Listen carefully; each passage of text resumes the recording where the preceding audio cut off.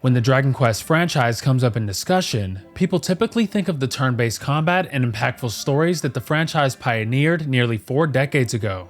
In 2025, roguelites and roguelike titles are among some of the new age pioneers in the gaming space, and it was only a matter of time before Square Enix would bring their own take on the subgenre. That take would be Dragon Quest Smash Grow, a new mobile action RPG that incorporates key elements of the franchise with a roguelite twist. Once more, players are back in the shoes of a Dragon Quest hero, and they've got a lot of slimes to defeat and grind XP with.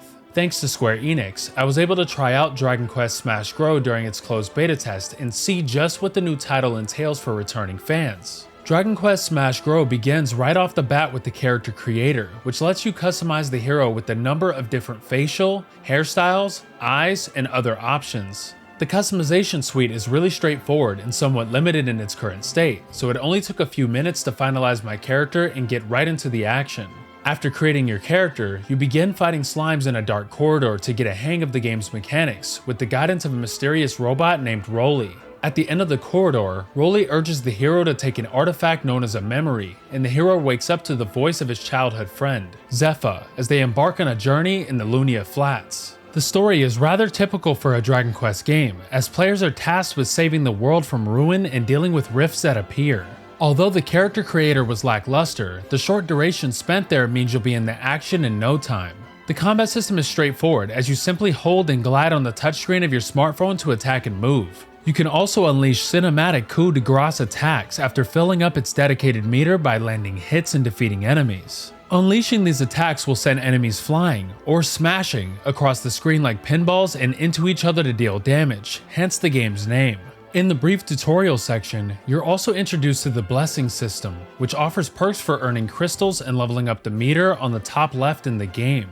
Blessings can stack and offer very powerful bonuses, such as increased attack range, improved weapon effects, and additional attacks. If you pay close attention to the blessings you receive, you can have a really potent build before you reach the boss at the end of the level. This process is repeated for the story missions, with dialogue and cutscenes in between.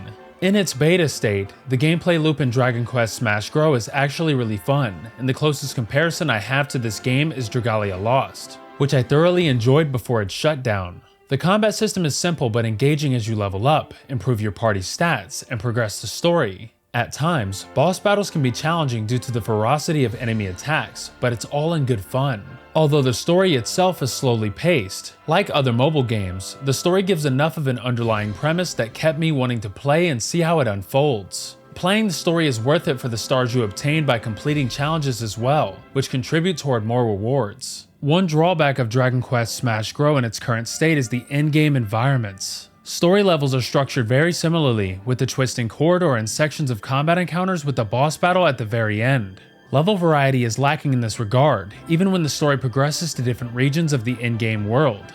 I hope this gets addressed in levels past what was available in the closed beta tests, and I do have faith in event levels being really fun. Dragon Quest Smash Grow has a lot of compelling systems that players can engage in. There will be times where you'll need to grind in order to be strong enough to complete story bosses, and you'll be able to play in special events, repeatable quests, and much more. There's also an adventurer rank that levels up as you earn XP and achievements throughout all aspects of the game. In the beta state, the game is really rewarding with the number of unlocks, XP, and rewards you can get from quests and achievements. Like other mobile RPGs, players can grind for materials and XP by completing repeatable quests, which place the player in an arena to complete timed challenges. These quests range from battles against elusive metal slimes for vocation XP to fighting against weak enemies to see how many you can defeat in a strict time limit. Some of the quests may be time-gated, while others require a ticket for entry. Event quests operate similarly to main story quests, but these offer some unique gameplay and reward opportunities as well. I think event quests will keep players coming back for more, especially since Square Enix can experiment and try out new ideas without sticking to the level structure that might become boring for some players in the main story. Aside from this, there are also co-op quests that players can partake in, and there are additional rewards up for grabs by sending drones out to lands you previously visited to get loot and items with unique lore entries. The enemies you defeat can also be equipped as memories or artifacts, which can be ascended to get more stat bonuses for your hero and their 2 other companions. If you played Genshin Impact or any other mobile RPG, you'll be quickly familiar with the artifact system here. Weapons and equipment work very similarly as well, as leveling gear up will improve item stat bonuses and unlock new perks that will further improve your character's potencies. All of these improvements can be made by the blacksmith at the in-game workshop. Unsurprisingly, Dragon Quest Smash Bros. Does have gacha elements that are integral to the overall experience. Players can summon 1-star to 3-star weapons and gear from transmuters by using gems or vouchers, with 3-star being the highest rarity. Gems and vouchers can be obtained for free from numerous sources, including leveling up your adventure rank, earning achievements and collecting artifacts, redeeming login bonuses, completing story missions, and earning a sufficient amount of stars in the story. The closed beta test was very generous with the amount of gems and vouchers you can get, but there were only 2 banners to summon from, so that's worth keeping in mind. From what I played, gacha appears to be the only method for acquiring new gear. However, if the flow of free gems and vouchers isn't changed too drastically for the launch version, then it should be very easy for free-to-play players to have a powerful party. What's more, players are rewarded for summoning with gems through stamps, which will grant an additional reward with each 10-fold summon. Interestingly enough, there were no characters to summon for from the other Dragon Quest games in the beta, but that can certainly change in the future with the version 1.0 release and beyond. There are no areas of the game that would spell trouble for players from an in-game economy standpoint. The long-term success of Dragon Quest Smash Bros. Remains to be seen, of course, as it will be a true indicator of what direction the game will go in.